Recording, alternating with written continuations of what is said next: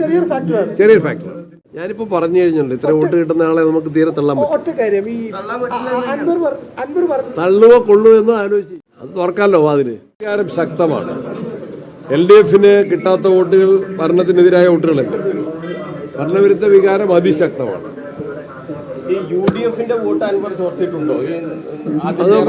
അത് പരിശോധിക്കണം.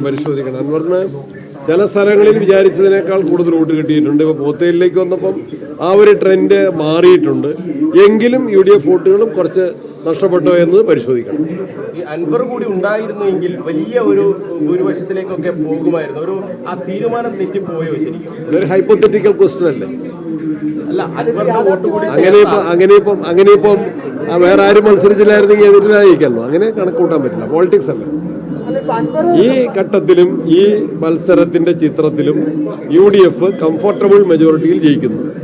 അത് ഭരണവിരുദ്ധ ജനവികാരത്തിന്റെ ശക്തമായ പ്രതിഫലനം തന്നെയാണ്.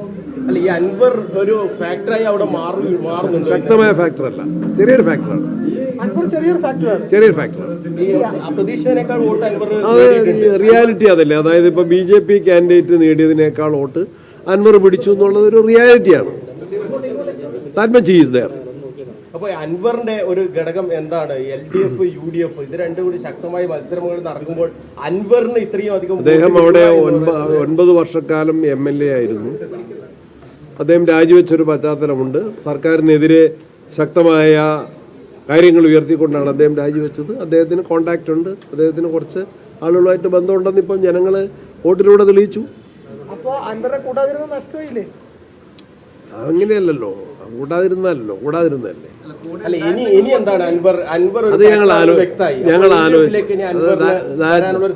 That we will discuss and decide. നമ്മളത് ചർച്ച ചെയ്ത് ഞാനിപ്പോ പറഞ്ഞു കഴിഞ്ഞിട്ടുണ്ട്, ഇത്ര വോട്ട് കിട്ടുന്ന ആളെ നമുക്ക് തീരെ തള്ളാൻ പറ്റും. തള്ളുവോ കൊള്ളുവോ എന്ന് ആലോചിച്ച് ചെയ്യും. ഞാൻ ഒറ്റയ്ക്ക് തീരുമാനിക്കേണ്ടതല്ല. We will discuss and decide. ചർച്ച ചെയ്യും. രാഷ്ട്രീയല്ലേ, ചർച്ച ചെയ്യാതിരിക്കുന്നതിന് എന്താ? അത് തുറക്കാമല്ലോ വാതില്. വാതിലിന് എന്തിനാ താക്കോലെന്തിനാ? ഈ വാതില് പണിയുന്നവർ താക്കോല് വെക്കുന്ന എന്തിനാ? വേണമെങ്കിൽ അടയ്ക്കാം, അത് വേണമെങ്കിൽ തുറക്കാം.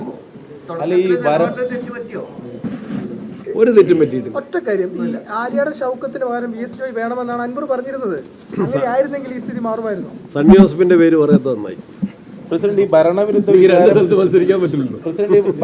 വികാരം ഉണ്ടെന്ന് പറയുന്നു. പക്ഷെ അത് ഈ അൻവർ കൂടി വോട്ട് പിടി അത് സ്പ്ലിറ്റ് ആയില്ലേ സത്യത്തിൽ? അതല്ലേ റിസൾട്ട് കാണിക്കുന്നത്?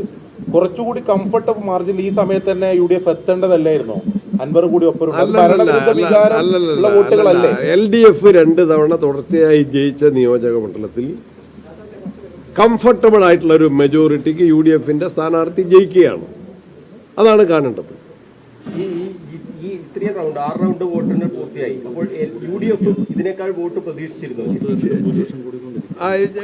വലിയ വ്യത്യാസമില്ലെന്നല്ലേ ഇപ്പം മാധ്യമങ്ങളെല്ലാം വിലയിരുത്തുന്നത്. ചെറിയ വ്യത്യാസമുണ്ട്. ഞാൻ പറഞ്ഞിട്ടുണ്ട്, നിങ്ങൾ എപ്പോൾ കണ്ടപ്പോഴും പറഞ്ഞിട്ടുണ്ട് 10,000ന്റെ മുകളിലായിരിക്കും. കുറച്ചും കൂടെ നമ്മൾ പറഞ്ഞിട്ടുണ്ട് ഇൻ ബിറ്റ്വീൻ 10,000 and 15,000. അവിടെ മാർട്ടിൻ ജോർജിനായിരുന്നു അവിടെ ചാർജ് ഉണ്ടായിരുന്നത്. മാർട്ടിൻ പറയും എന്തെങ്കിലും സംഭവിച്ചാൽ കണ്ണൂർ DC പ്രസിഡന്റ് ഉത്തരവാദിയാണ്. അതെ, വലിയ പ്രതീക്ഷ, ഭൂരിപക്ഷം നിങ്ങൾ കണക്കുകൂട്ടി ആ രീതിയിലേക്ക് തന്നെ പോകും. ഏതാണ്ട് അതിനടുത്തെത്തും. ഫൈനൽ വരട്ടെ, ഫൈനൽ ചിത്രം വരട്ടെ.